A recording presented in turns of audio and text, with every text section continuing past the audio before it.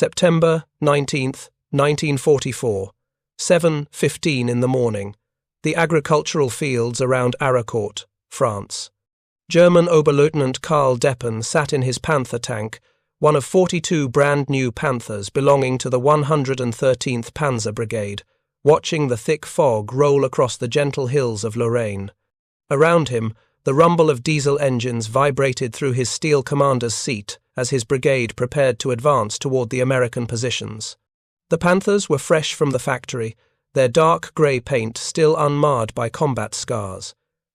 Deppen's crew had trained together for barely 3 weeks. None of them had ever faced enemy armour in combat. Through his periscope, Deppen could see nothing but white. The morning fog was so thick it reduced visibility to less than 50 metres. His company had been ordered to advance northwest toward the town of Arracourt, where Combat Command A of the American 4th Armoured Division had established defensive positions. German intelligence assured them the Americans held only light forces in the sector. The attack would restore German control of the Moselle River bridgehead and cut off Patton's Third Army from its supply lines. The plan seemed straightforward. The Panther's superior 75mm KWK-42 guns could destroy American Shermans at ranges exceeding 2,000 meters. German doctrine taught that Panther frontal armor was essentially invulnerable to the Sherman's 75mm gun at typical combat distances. What neither Deppen nor his brigade commander knew was that the Americans had received something new 2 weeks earlier. A special ammunition type that had been distributed in strictly limited quantities, averaging just 1 round per tank per month.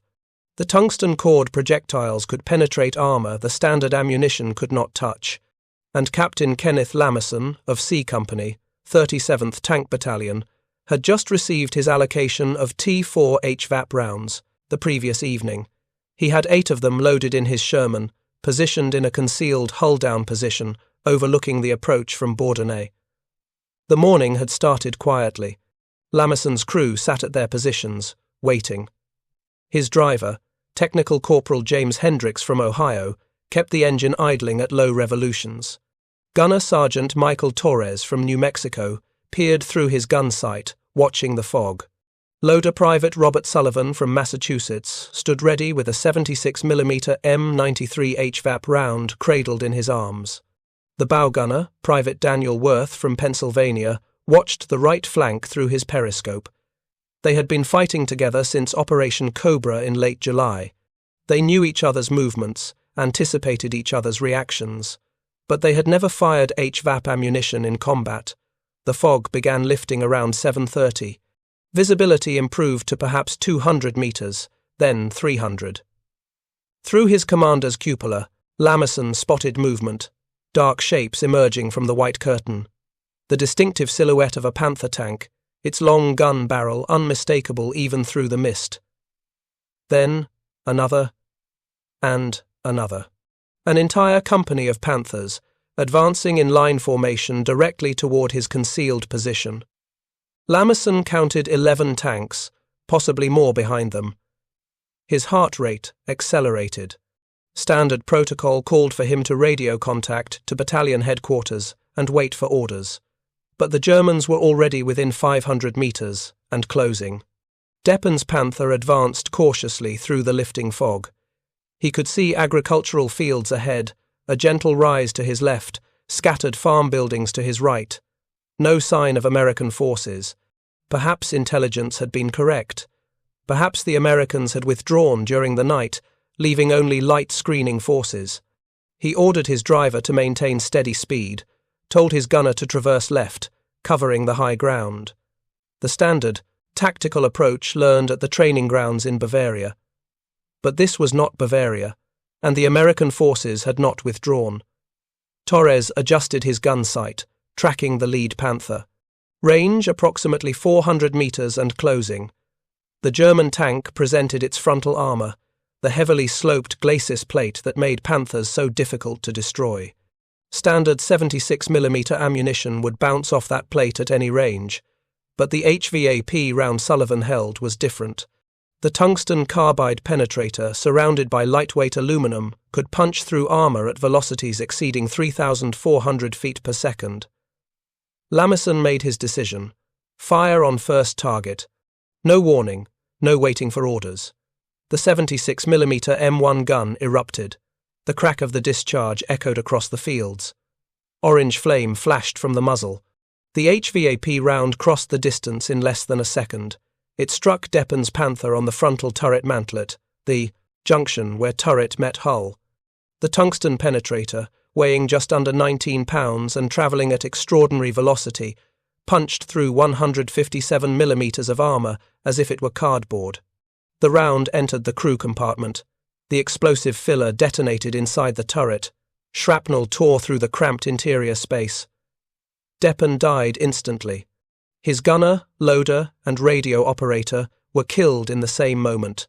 Only the driver in the forward hull survived, scrambling from his hatch as flames erupted from the turret.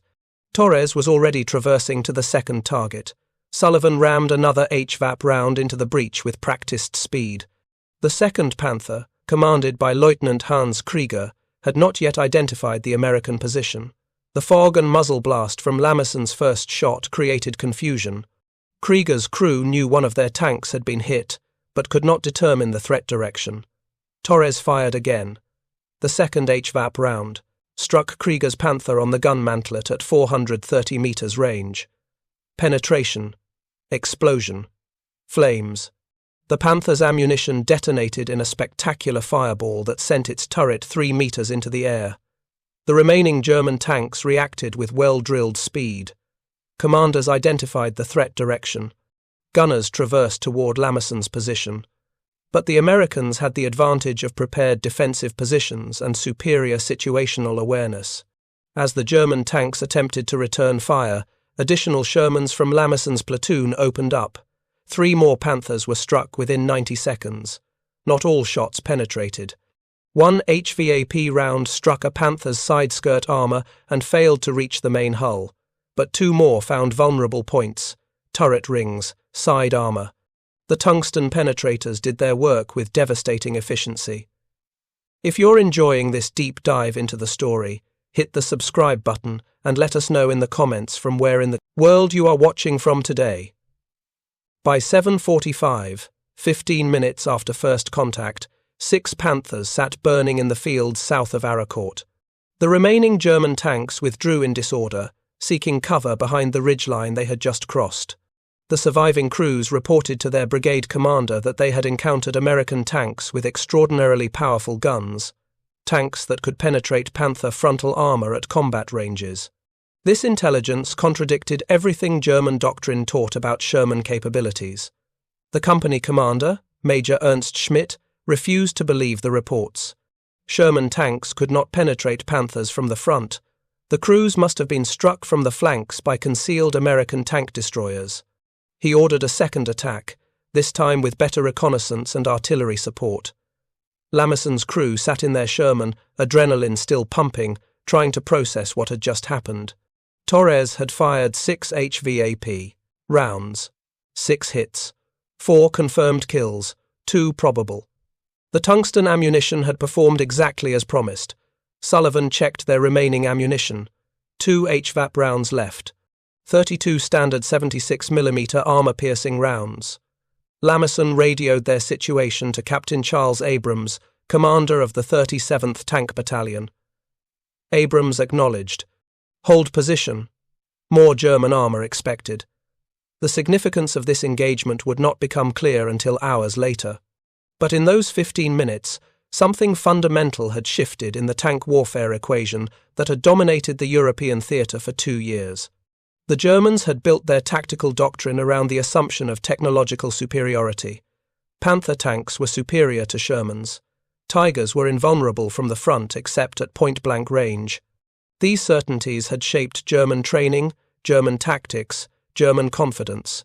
The HVAP round, distributed in tiny quantities beginning in August 1944, was undermining those certainties 1 tungsten penetrator at a time. The development of this ammunition had begun 2 years earlier at Aberdeen Proving Ground in Maryland. Engineers working for the Army Ordnance Department had recognized early that American tank guns lacked sufficient penetration against German heavy armor. The 75mm gun mounted on early Shermans could not penetrate Panther frontal armor at any range. Even the improved 76mm M1 gun, introduced in July 1944, struggled against sloped German armor. The solution lay in concentrating kinetic energy into a smaller, denser penetrator. The concept was elegant. Instead of relying on a full-caliber steel projectile to penetrate armor, engineers designed a sub-caliber tungsten carbide core surrounded by a lightweight aluminum body and ballistic windshield. The aluminum sabot fell away after leaving the gun barrel, leaving only the dense tungsten core to phase us, strike the target. Because the tungsten penetrator was lighter than a full-caliber steel round, but fired from the same gun with the same propellant charge, it achieved significantly higher velocity. Higher velocity meant greater kinetic energy at impact. Greater kinetic energy meant deeper penetration. Testing at Aberdeen in early 1944 proved the concept. The M93 HVAP round for the 76mm gun could penetrate 178mm of rolled homogeneous armor at 1,000 meters range. This was nearly double the penetration of standard M62 armor-piercing ammunition, which managed only 109mm at the same distance. More importantly, the HVAP round could penetrate the Panther's turret mantlet out to 1,000 yards, something impossible with standard ammunition. For the first time, American tank crews had a tool that could kill Panthers from the front at reasonable combat ranges. But there was a problem. Tungsten was scarce. The metal was needed for machine tools, armor-piercing artillery shells, and numerous other military applications. Production of HVAP ammunition remained severely limited throughout 1944 and into 1945. Distribution was carefully controlled. Tank battalions received perhaps 1 or 2 HVAP rounds per tank per month. Crews were instructed to use the special ammunition only against heavy German armor that could not be defeated with standard rounds. The artificial scarcity created a psychological burden. Crews hesitated to use their limited HVAP allocation, saving the rounds for the perfect shot that might never come. Some crews hoarded their HVAP ammunition, never firing it at all. The distribution system also created dangerous inconsistencies. Some units received regular HVAP allocations. Others received none for months at a time. Within the 4th Armored Division, Combat Command A had received a small shipment of HVAP rounds in early September. Combat Command B received almost none. This meant that American tank crews fighting the same enemy with the same basic equipment had wildly different capabilities depending on their unit and their luck in the supply chain. A crew equipped with HVAP could engage Panthers with confidence. A crew without HVAP had to rely on flank shots, close-range ambushes, or assistance from tank destroyers. German intelligence services remained largely unaware of HVAP ammunition throughout 1944. Reports from the front described American tanks achieving unexpected penetrations, but German technical intelligence officers attributed these results to lucky shots or misidentification of the attacking vehicles. The idea that Americans had developed tungsten-cored ammunition that could match or exceed German penetration capabilities seemed impossible. German propaganda had spent years promoting the narrative of German technological superiority. The notion that American industrial capacity could produce not just more tanks, but better ammunition, contradicted the comfortable assumptions that sustained German morale. The Panther tank itself represented the pinnacle of German armored design philosophy. Introduced in summer 1943 at the Battle of Kursk, the Panther combined heavy armor, powerful guns, and reasonable mobility. Its 75mm KBK-42 gun could penetrate 175mm of armor at 1,000 meters using standard armor-piercing ammunition. The frontal glacis plate was 100mm thick and sloped at 55 degrees, making it effectively impervious to most Allied anti-tank weapons. The combination made the Panther superior to the Sherman in nearly every measurable specification except reliability and production cost. But specifications meant nothing if the enemy possessed ammunition that could defeat your armor. And the Germans had made a critical error in their ammunition development. Priorities. While American engineers focused on improving penetration through better projectile design, German engineers focused on maintaining existing capabilities while dealing with increasingly severe material shortages. German tungsten supplies had been cut off when Allied forces captured critical mining regions. Molybdenum and nickel, essential for armor-piercing ammunition, became increasingly scarce as the war progressed. By late 1944, German ammunition quality was declining even as American ammunition quality improved. The tactical implications became apparent at Arracourt on September 19th. The 113th Panzer Brigade had been formed on September 4th, just 15 days earlier. The brigade consisted of 2 battalions, one equipped with Panzer Mark IVs and one with Panthers. On paper, it represented a formidable force, 90 tanks total, including 42 Panthers fresh from the factory. But the crews were inexperienced. Most had trained together for less than a month. The brigade lacked adequate reconnaissance units, artillery support, and engineering elements that would have made it a balanced fighting force. And critically, the brigade's intelligence section had no information about HVAP ammunition or its capabilities. Major General John Wood commanded the 4th Armoured Division. Wood was an aggressive armour commander who had led his division across France from Normandy to Lorraine in less than 2 months. His Combat Command A, led by Brigadier General Albin Irzik, held the Arracourt sector with approximately 55 Sherman tanks and 17 light tanks. The Americans were outnumbered in tank count and outgunned in individual tank capability. But they held several crucial advantages: better crew training, better tactical positioning, better intelligence about German movements, and now a small number of HVAP rounds that could kill Panthers from the front. Lieutenant Colonel Creighton Abrams commanded Task Force Abrams, the core of Combat Command A's defensive position. Abrams was one of the finest tactical tank commanders in the American Army. He would later become Army Chief of Staff during the Vietnam War. But in September 1944, he was a 30-year-old lieutenant colonel leading 3 Sherman tank companies and supporting elements against a German armoured offensive that intelligence estimated included over 200 tanks.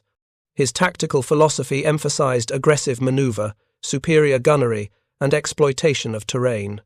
He trained his crews to recognize German tank silhouettes instantly and to engage from concealed positions whenever possible.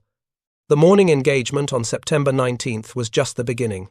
At 8 o'clock, approximately 1 hour after Lamesson's first contact, additional German forces struck Combat Command A's positions from multiple directions. The 113th Panzer Brigade committed its remaining Panthers in company-sized attacks against Arracourt from the southeast. Simultaneously, elements of the 111th Panzer Brigade, which had become lost during its night approach march, finally reached the battlefield from the south. The Germans now had perhaps 70 tanks engaged in coordinated attacks against American positions that held fewer than 60 tanks. But coordination requires communication, and communication requires functioning radios and clear command structures. The hastily formed Panzer Brigades lacked both. The 113th and 111th Brigades attempted to coordinate their attacks, but operated on different radio frequencies and had no liaison officers sharing information. The result was a series of uncoordinated thrusts that allowed American forces to defeat each attack in detail. When the 113th attacked from one direction, the 111th was repositioning. When the 111th finally engaged, the 113th had already withdrawn to regroup. The Germans committed their armour piecemeal, exactly the tactical error that American doctrine sought to exploit. Around noon, the morning fog had completely lifted. Visibility improved to over 2,000 meters in some sectors. This should have given German gunners the advantage. The Panther's 75mm gun outranged the Sherman's 76mm gun using standard ammunition. German commanders expected to engage American tanks from protected positions, destroying them at distances where return fire was ineffective. But the American crews refused to cooperate with German expectations. Instead of advancing into the open fields where German guns could find them, American tank companies maneuvered aggressively using folds in the terrain, farm buildings, and tree lines to close the range before engaging. Captain Lamison executed this tactic perfectly around 1 o'clock that afternoon.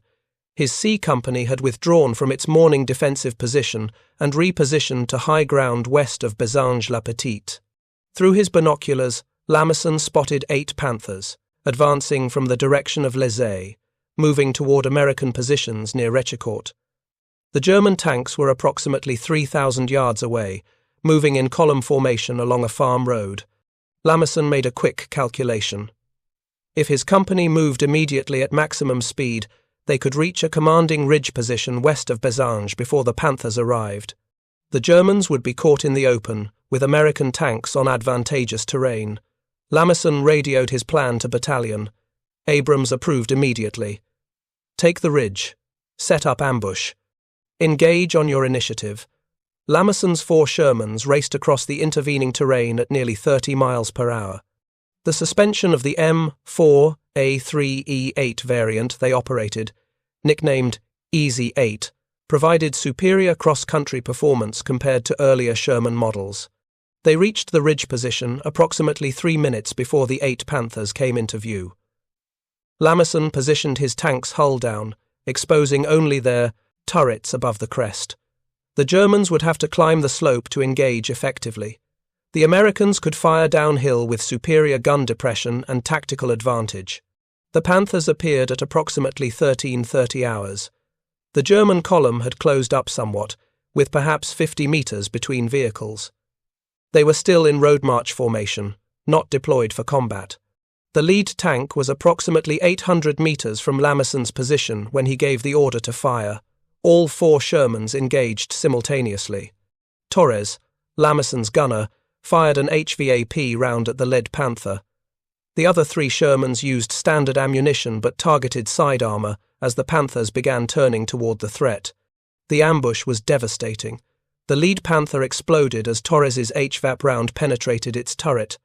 The second tank in column took a hit in the side armor that penetrated the engine compartment. Flames erupted immediately. The remaining Panthers attempted to maneuver, but the confined space of the farm road limited their options. They could advance toward the Americans, exposing their frontal armor to concentrated fire. They could retreat back down the road, exposing their rear armor. Or they could attempt to deploy off the road into the adjacent fields, which would slow them and make them vulnerable during the maneuver. The German commander chose to attack. 4 Panthers turned toward Lamison's position and began climbing the slope, their powerful engines straining against the grade. This decision sealed their fate. As the Panthers climbed, their normally well-protected frontal glacis plates were tilted upward, reducing the effective angle of the armor slope. More importantly, the climbing tanks presented their thinner belly armor to American guns, firing from elevated positions. 2 more Panthers were knocked out within seconds, one by an HVAP round that penetrated the turret ring, another by a standard armor-piercing round that struck the belly armor and set the fuel tanks ablaze. The remaining Panthers withdrew at high speed, abandoning the burning hulks of their company mates. Within 5 minutes of first contact, Lamison's company had destroyed 4 Panthers and forced the withdrawal of 4 more without losing a single Sherman. The Americans repositioned immediately, moving south along the ridge and then reappearing at a different location. When 3 of the withdrawn Panthers attempted to re-engage from a new position, they encountered the Shermans in an entirely different location than expected. Lamison's company finished off the remaining Panthers in a running gunfight that lasted another 10 minutes. By 1400 hours, 8 German Panthers sat destroyed or disabled in the fields west of Besange-la-Petite. The pattern repeated throughout the afternoon. German tank companies advanced toward American positions, expecting to engage at long range with superior guns. Instead, they encountered aggressive American forces that closed the range, used terrain effectively, and engaged from unexpected directions. The few HVAP rounds available proved decisive in these engagements. When American gunners could achieve frontal hits on Panthers, the tungsten ammunition punched through armor that would have deflected standard rounds. This capability forced German commanders to reconsider their tactics. The comfortable assumption that Panthers could engage Shermans frontally with impunity was clearly wrong. By 1800 hours, as evening approached, the 113th Panzer Brigade had lost 43 tanks, mostly Panthers. Some destroyed completely, others damaged and abandoned. The brigade that had entered combat that morning with 90 operational tanks was effectively destroyed as a fighting force. German casualty figures were difficult to determine precisely, but Combat Command A reported approximately 200 German infantry killed or wounded, in addition to the tank losses. American losses for the day stood at 3 tank destroyers destroyed, 5 Sherman tanks knocked out, 6 soldiers killed, and 13 wounded. The asymmetry was staggering. An American force of approximately 60 tanks had destroyed or disabled more than 40 German tanks while losing fewer than 10 of their own. The Germans had enjoyed numerical advantage, superior individual tank performance on paper, and the initiative of attacking. Yet they had been decisively defeated in a single day of combat. The reasons for this defeat would be analyzed by military historians for decades. Crew quality mattered. Tactical employment mattered. Use of terrain mattered. Air support from P-47 Thunderbolts of the XIX Tactical Air Command mattered enormously, but the HVAP ammunition mattered too. Those carefully rationed tungsten cord rounds had killed Panthers that would otherwise have been nearly invulnerable from the front. Crews that had feared German armor for months suddenly possessed a tool that could defeat it.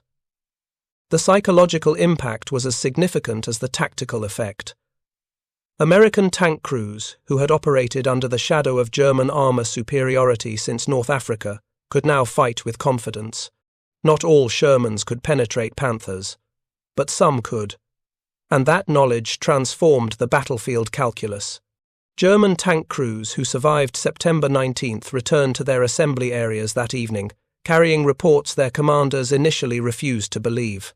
Lieutenant Werner Hoffmann, whose Panther had been one of the few to escape Lamesson's ambush, described American tanks firing rounds that penetrated Panther mantlets at ranges exceeding 500 meters. His company commander, Major Schmidt, dismissed the report. Impossible.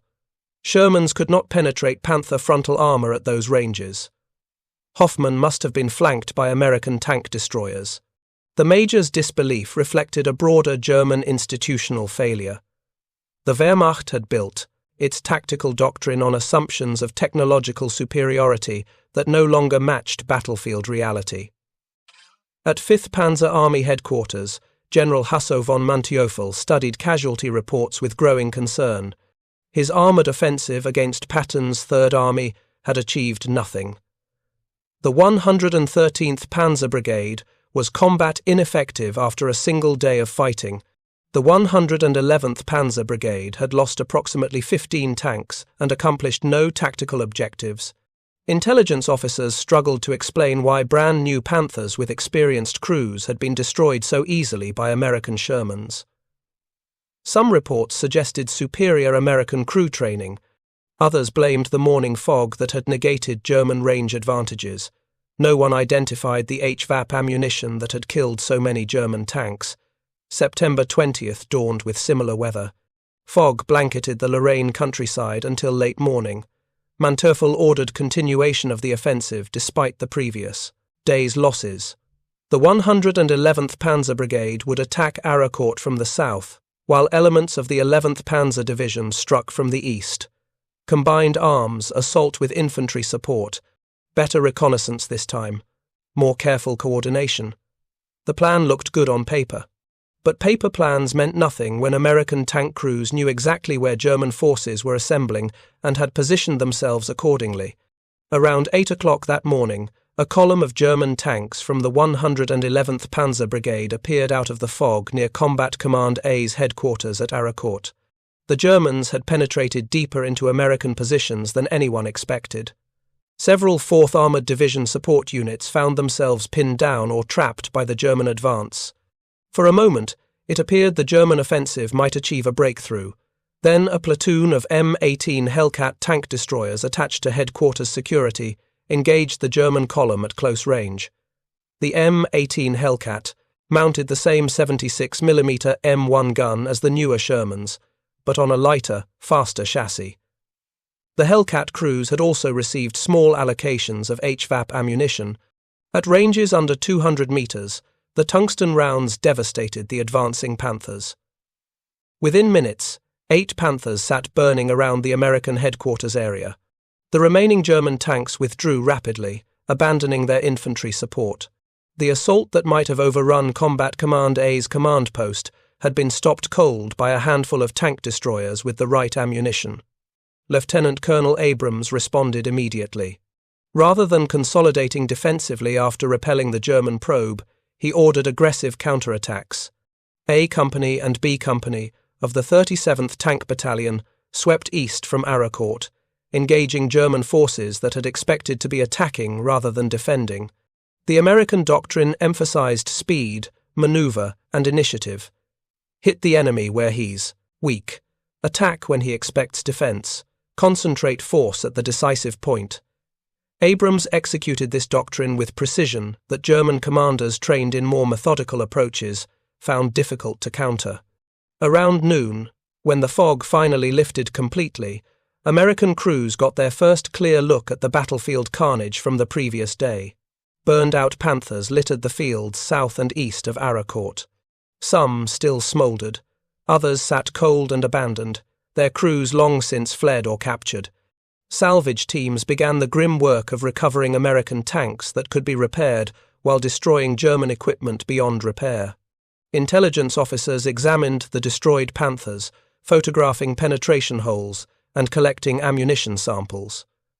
What they found would eventually reach ordnance specialists, analyzing German armor capabilities. The HVAP penetrations were distinctive. Standard armor-piercing rounds created relatively large holes with significant deformation of the surrounding armor. HVAP rounds created smaller, cleaner penetration holes because the tungsten core was sub-caliber. The aluminum sabot left marks on the exterior armor surface but did not penetrate. Examining these penetrations, American intelligence officers realized that HVAP ammunition was performing even better than testing had predicted. The combat results validated 2 years of ammunition development work that many commanders had initially questioned. If you find this story engaging, please take a moment to subscribe and enable notifications. It helps us continue producing in-depth content like this. The fighting continued for another week. On September 22nd, the remnants of the 111th Panzer Brigade made one final desperate attack. German tanks emerged from morning fog near Uvalisa, overrunning American cavalry positions and destroying more than half a dozen M5 Stuart light tanks in short order. Combat Command A's cavalry screen had been penetrated. German armor was advancing toward critical positions. Abrams responded with characteristic aggression. He committed the 37th Tank Battalion and 10th Armored Infantry Battalion in a coordinated combined arms assault to recapture Uvalise. The attack combined direct tank fire, indirect artillery fire, and airstrikes from P-47 Thunderbolts of XIX Tactical Air Command. The P-47 seconds were particularly devastating. Each aircraft carried 8 5-inch high-velocity aircraft rockets that could penetrate tank armor from above. The combination of ground and air attack proved overwhelming.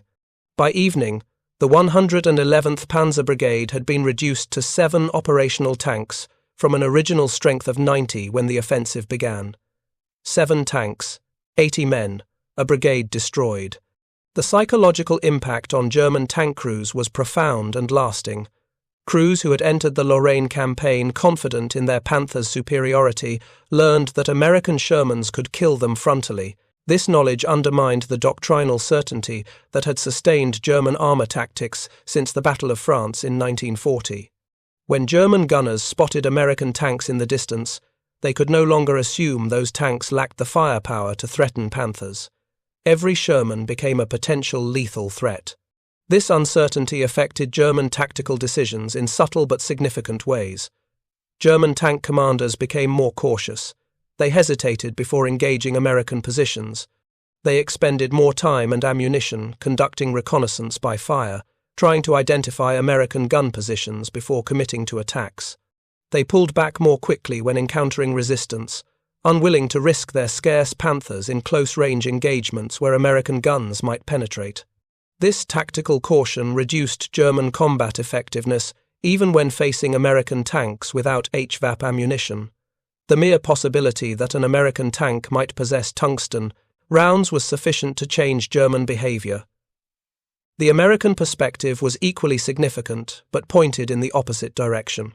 Tank crews who had spent months fearfully engaging German armor discovered they possessed weapons that could defeat Panthers.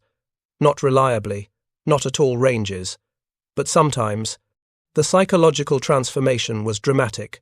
Sergeant Michael Torres, the gunner who had destroyed Deppen's Panther with that first HVAP shot on September 19th, later described the feeling. For months, he explained, American tank crews had approached every engagement, knowing that German tanks could kill them at ranges where American guns were ineffective. The HVAP ammunition, even in tiny quantities, reversed that equation, at least partially. Captain Lamesson's company became minor celebrities within the 4th Armoured Division. 8 Panthers destroyed in that afternoon ambush west of Besange-la-Petite. The engagement was studied, analysed, and incorporated into tactical training. But the real lesson was not about Lamesson's tactical skill, considerable though it was. The lesson was about ammunition. With HVAP rounds, American gunners could exploit their superior fire control, crew training, and tactical positioning to kill German heavy armor. Without HVAP, those same advantages often proved insufficient against Panther frontal armor. The artificial scarcity of HVAP ammunition created dangerous inequalities within American armored forces. 2 Sherman crews, equally well-trained, operating identical tanks, fighting the same enemy, might have entirely different combat outcomes based solely on whether they had received HVAP allocation. A crew with tungsten rounds could engage Panthers with reasonable confidence. A crew without them had to rely on flanking maneuvers, close-range ambushes, or hope for German mistakes. This disparity caused resentment and frustration among crews who understood they were being asked to fight German heavy armor with inadequate ammunition. The tungsten shortage was real and would persist throughout the war. Tungsten ore deposits were limited and controlled by a small number of countries. The United States had limited domestic production and relied heavily on imports from China and South America. These supply chains were vulnerable to Japanese interdiction in the Pacific and German submarine attacks in the Atlantic. The War Production Board allocated scarce tungsten supplies among competing priorities: machine tools, armor-piercing artillery ammunition, HVAP rounds for tank guns, aircraft armor. Each use was critical, each consumed tungsten that could not be used elsewhere. Ordnance officers attempted to maximize the impact of limited HVAP allocation through careful distribution and training. Tank battalions received instructions on when to use the special ammunition and when to conserve it. Engage heavy German armor, Panthers, Tigers, King Tigers when they appeared. Do not waste HVAP on lighter targets like Panzer Mark IVs or assault guns that standard ammunition could defeat. These instructions were sensible, but placed enormous pressure on gunners to make correct identification decisions in the chaos of combat. Torres described the pressure in a letter home written weeks after Arracourt. He explained that every time he loaded an HVAP round, he knew it was one less round available for a future engagement. What if he fired at a target and missed? What if the next German tank his crew encountered was a Tiger that required HVAP to defeat? The psychological burden of fighting with strictly limited ammunition affected decision-making in ways that were difficult to quantify but undeniably real. Crews hesitated. They second-guessed themselves. They sometimes held fire when they should have shot, conserving their precious tungsten rounds for threats that never materialized. The Battle of Arracourt ended on September 29, 1944. The German 5th Panzer Army had committed 262 tanks and assault guns to the operation. Objectives included recapturing Lunéville, eliminating the American bridgehead over the Moselle River, and cutting off elements of Patton's Third Army. None of these objectives were achieved. By battle's end, only 62 German armoured vehicles remained operational. The 113th Panzer Brigade was destroyed. The 111th Panzer Brigade was destroyed. Elements of the 11th Panzer Division had been severely mauled. German casualties exceeded 3,000 killed and captured. Combat Command A of the 4th Armoured Division reported total losses of 25 Sherman tanks and 7 light tanks destroyed, 25 American soldiers killed, 88 wounded. The exchange ratio was approximately 8 German tanks destroyed for every American tank lost. This asymmetry demanded explanation. German post-battle analyses focused on crew quality, American air superiority, poor German reconnaissance, and inadequate combined arms coordination. All of these factors were real and significant, but the analyses largely missed the ammunition factor because German intelligence never identified HVAP as a distinct threat. Captured American tanks were examined by German technical intelligence teams. The 76mm gun was measured and analyzed. Standard M62 armor-piercing ammunition was recovered and tested against German armor plates.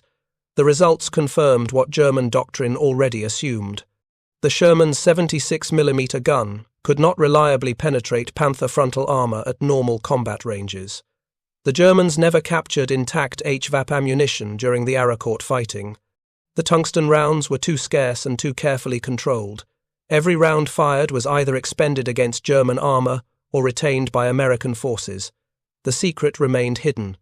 This intelligence failure had strategic implications that extended beyond Arracourt. Throughout the autumn of 1944 into 1945, German armoured forces continued operating under assumptions that were increasingly obsolete. Panthers were considered invulnerable from the front, except against the largest Allied anti-tank guns. Tactical doctrine emphasized frontal engagements, where German armour superiority could be decisive. Crew training focused on maintaining formation and supporting each other with overlapping fields of fire. All of this doctrine assumed that American medium tanks lacked frontal penetration capability. The reality was more complex. Most American Shermans did lack frontal penetration against Panthers. But some Shermans, those lucky enough to receive HVAP allocation, could penetrate Panther mantlets at reasonable combat ranges. The distinction between could not, and sometimes could, was tactically enormous. German commanders who assumed they faced Sherman tanks without HVAP made different decisions than commanders who knew tungsten ammunition might be present. The former advanced aggressively. The latter maneuvered cautiously. Both approaches could be correct, depending on whether the Americans actually possessed HVAP. But the Germans never learned to distinguish between the two situations. American ordnance officers recognized the problem. Major General Gladion Barnes, Chief of Research and Development for the Ordnance Department, understood that limited tungsten supplies were forcing tank crews to fight with one hand tied. He pushed for increased HVAP production and wider distribution, but the tungsten bottleneck could not be quickly resolved. Production ramped up slowly through late 1944 and early 1945. By January 1945, tank battalions were receiving approximately 2 HVAP rounds per tank per month. Still inadequate, still forcing difficult choices, but better than the single round per month allocation that had characterized the Arracourt period. The introduction of the M26 Pershing heavy tank in February 1945 provided an alternative solution.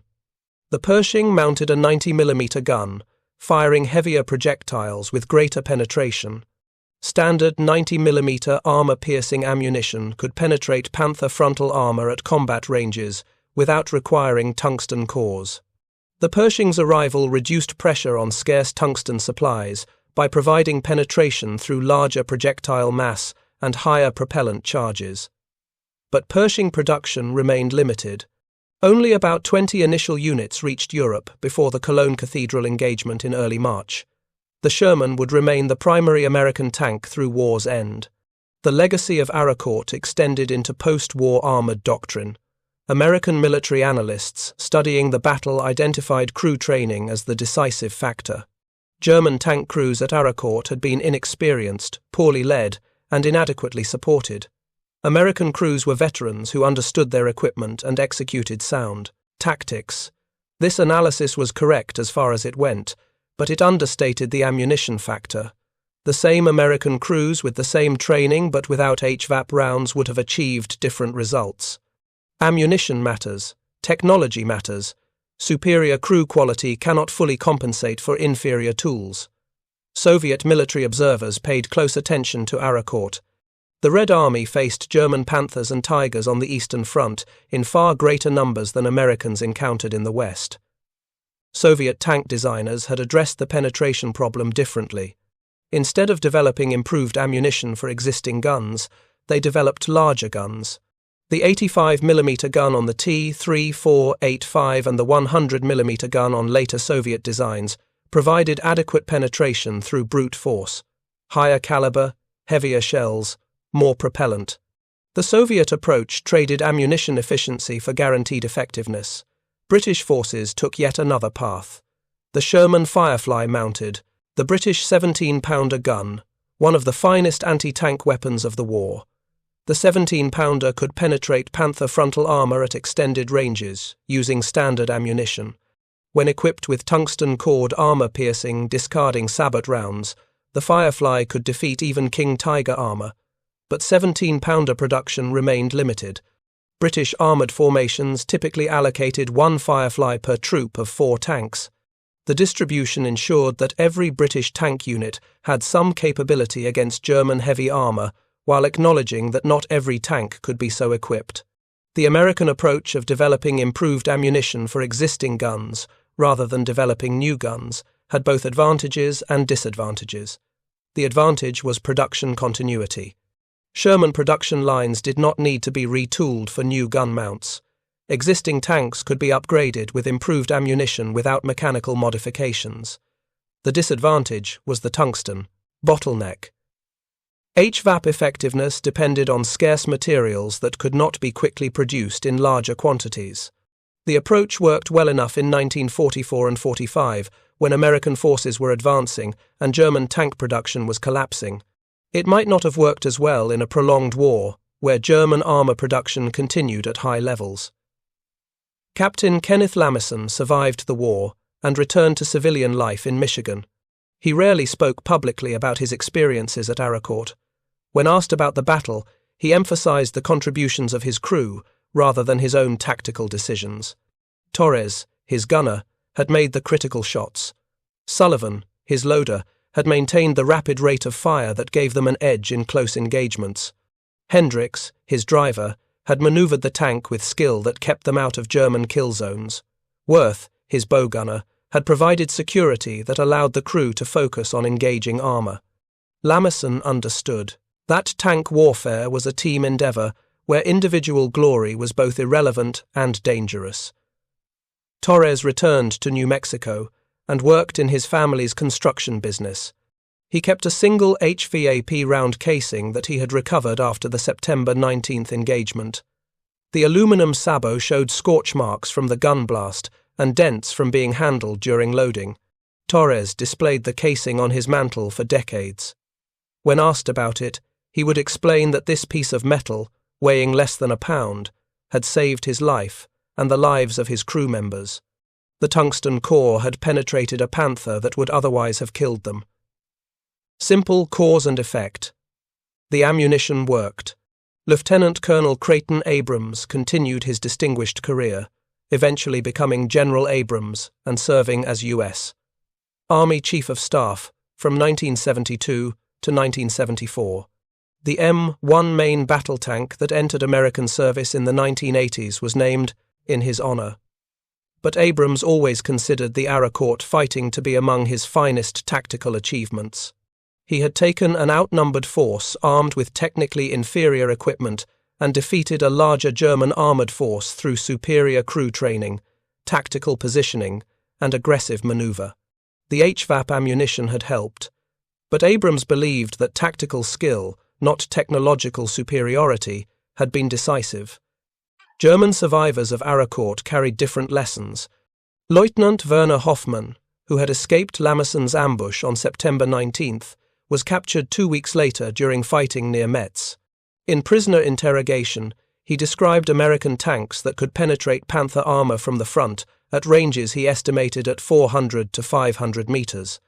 American intelligence officers noted the report, but did not clarify the ammunition issue. The interview transcript survived in archives, one of many pieces of evidence that German crews recognized something had changed in American anti-armor capability, but never identified the specific cause. The 113th Panzer Brigade was never reconstituted. The unit had existed for exactly 25 days, from formation on September 4th to destruction on September 29th. In that brief span, it had lost 90% of its combat strength without achieving any of its assigned objectives. The brigade's commander, Colonel Erich Freiherr von Seckendorf, was killed during the fighting. His replacement lasted 3 days before the unit ceased to exist as a combat formation. The brigade's fate demonstrated the futility of committing inexperienced armored units against veteran American forces equipped with adequate tools. The broader Lorraine campaign continued through November 1944. Patton's Third Army fought toward Metz and the German frontier against determined resistance. The fighting was brutal, attritional, and often inconclusive. American advances measured in miles per week rather than miles per day. German defences exploited the difficult terrain and autumn weather to extract maximum casualties for every kilometre of ground lost. But the Battle of Arracourt had established American armoured dominance in the sector. German tank forces would never again attempt a major counteroffensive against Third Army positions in Lorraine. The tungsten shortage that limited HVAP production finally eased in early 1945 as new supply chains from South America came online. Tank battalions began receiving larger allocations, 3 rounds per tank per month by February, 5 rounds per tank by March. These increases came too late for the Battle of the Bulge in December 1944, when American tank crews again faced Panthers and Tigers in large numbers, often without adequate ammunition. But the increased allocation for the final campaigns in Germany meant that more crews could engage German armour with confidence. Production statistics tell the story. In August 1944, when HVAP first became available in combat, American factories produced approximately 15,000 rounds. In September, production increased to 22,000 rounds. October saw 35,000 rounds produced. By December, monthly production exceeded 50,000 rounds. By March 1945, production reached 70,000 rounds per month. These quantities remained inadequate to supply all American tanks in Europe with unlimited HVAP, but represented a significant improvement over the desperate shortages of autumn 1944. German ammunition production told a very different story. Tungsten supplies had been cut off completely by late 1944. German armour-piercing ammunition relied increasingly on hardened steel cores rather than tungsten carbide. The quality and penetration of German ammunition declined steadily through the final months of the war. Panthers produced in early 1945 often carried ammunition less capable than that issued to Panthers in 1943. The industrial collapse was affecting German combat capability at every level, from tank production to ammunition quality to fuel supplies.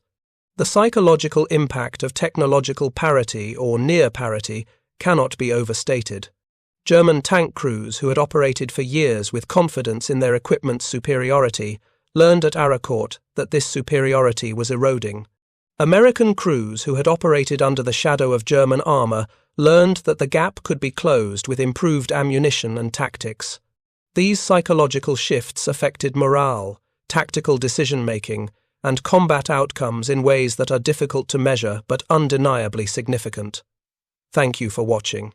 For more detailed historical breakdowns, check out the other videos on your screen now, and don't forget to subscribe.